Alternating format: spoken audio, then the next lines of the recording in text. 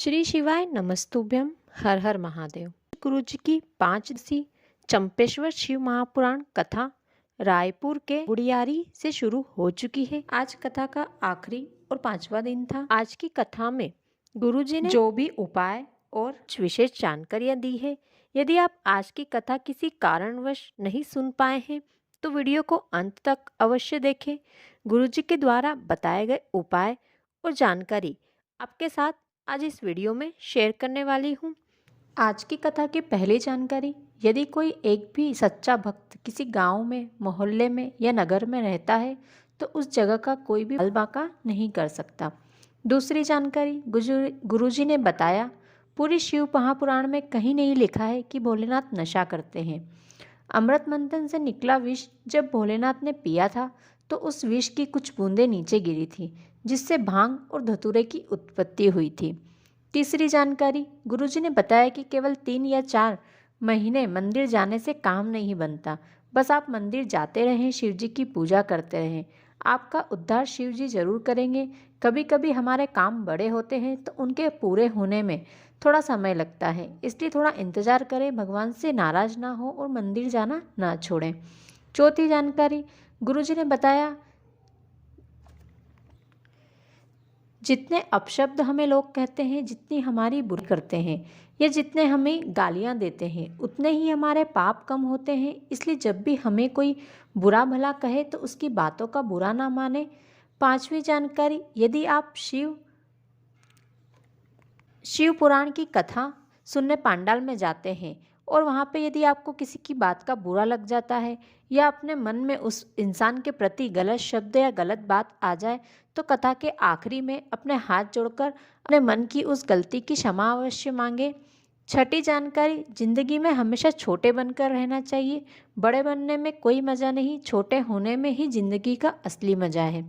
7वीं जानकारी, शिवजी को दूध का अभिषेक उनके विष की तपन कम करने के लिए किया जाता है और दूध चढ़ाने से हमारे घर की तपन भी कम होती है। यदि आपके पास ज़्यादा दूध चढ़ाने के लिए नहीं है तो आप केवल एक जल लोटे में 2 बूंद दूध की डालकर भी चढ़ाते हैं और सच्चे मन से यदि चढ़ाते हैं तो भोलेनाथ वो भी स्वीकार करते हैं।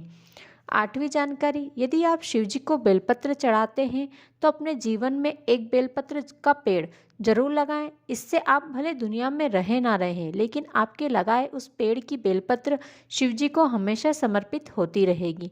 9वीं जानकारी, पराय धन और पराय स्त्री को कभी भी गलत दृष्टि से नहीं देखना चाहिए, यह हमारे जीवन का नाश कर देता है। 10वीं जानकारी, जब हम एक लोटा जल शिवजी को चढ़ाते हैं तो यदि हमारे ऊपर पिछले जन्म का भी कोई दोष होता है तो वो भी उतर जाता है। आज की कथा में गुरुजी ने 12 ज्योतिर्लिंगों के नाम और उनके स्थापित होने की वजह के बारे में बताया है। पहला, जब चंद्रदेव को काया का रोग हो गया था तब महादेव ने सोमेश्वर का रूप लेकर चंद्रदेव का रोग ठीक किया था। तब महादेव का नाम सोमेश्वर महादेव पड़ा। जब कार्तिकी जी रुष्ट होकर चले जाते हैं तो शिवजी उन्हें मनाने जाते हैं तो वे मल्लिकार्जुन के रूप में विराजमान हुए। महादेव ने दूषण नाम के राक्षस का संहार करने के लिए महाकाल का रूप लिया था और वह महाकालेश्वर महादेव के नाम से प्रसिद्ध हुए। बिंद नाम के राक्षस ने तप करके महादेव को ओमकारेश्वर महादेव के रूप में विराजमान किया था। नर और नारायण ने तप करके महादेव को केदारनाथ महादेव के रूप में विराजमान किया। करकटी के पुत्र भीम का संहार करके महादेव का नाम भीमाशंकर पड़ा। मनु सुरपा के तप करके महादेव को काशी विश्वनाथ के रूप में विराजमान किया। गौतम ऋषि के गो हत्या का दोष हटाने के लिए महादेव त्र्यंबकेश्वर महादेव के रूप में प्रकट हुए।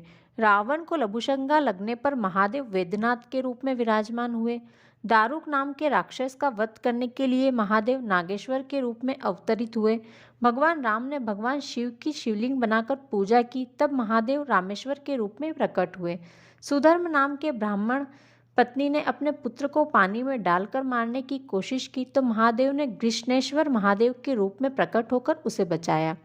आज की कथा में गुरुजी ने एक पत्र पढ़कर सुनाया। पत्र में लिखा था, गुरुजी मेरे पति की तबीयत अचानक खराब हो गई थी। उन्हें हॉस्पिटल में भर्ती करवाया। डॉक्टर ने बताया कि मेरे पति का लीवर 80% तक खराब हो चुका है ऑपरेशन करना होगा और इसमें लगभग 30 लाख का खर्चा आएगा। गुरुजी, हमारे पास इतने पैसे नहीं थे, इसलिए मैं वापस घर आ गई और अपने मायके चली गई। मैं मेरे मायके में रहकर ही मुझे वहाँ पता चला अस्ताचल की शिव महापुराण के बारे में, पशुपति व्रत के बारे में। तो मैंने मेरे मायके में ही पशुपति व्रत किया और रोज़ एक लोटा जल चढ़ाकर, एक बेलपत्र और चढ़ाया हुआ जल झेलकर लाकर अपने पति को देने लगी। और मेरे तीसरे पशुपति व्रत के बाद पति की फिर से जांच करवाई तो मेरे पति का लीवर 40% तक ठीक हो गया था। और पशुपति व्रत के 5वें दिन आखिरी दिन तक मेरे पति की हालत में और सुधार हो गया। आज की कथा में गुरुजी ने एक उपाय बताया। यदि किसी को स्वप्न में बार बार सांप दिखते हैं या अन्य किसी भी रूप में सांप नजर आते हैं तो पीपल के पत्ते पर या फिर पान के पत्ते पर नागेश्वर महादेव का नाम लेकर सांप की आकृति बनाकर शिवजी की 5 पुत्रियां देव, दोतली, जया, विषहरा, शामली बारी का नाम लेकर उस पत्ते को बहते पानी में यानी नदी में बहा दें। सांप की आकृति आप चंदन से भी बना सकते हैं। ये उपाय आप किसी भी दिन कर सकते हैं। इसके बाद आपको स्वप्न आना या फिर सांप दिखना बंद हो जाएंगे। तो ये थी आज की कथा की कुछ विशेष जानकारियाँ और उपाय। आशा करती हूँ आज का वीडियो आपको अच्छा लगा होगा। यदि आपको वीडियो अच्छा लगा हो तो वीडियो को लाइक करें, शेयर करें, साथ ही कमेंट में हर हर महादेव लिखना या श्री शिवाय नमस्तुभ्यम लिखना ना भूलें। धन्यवाद।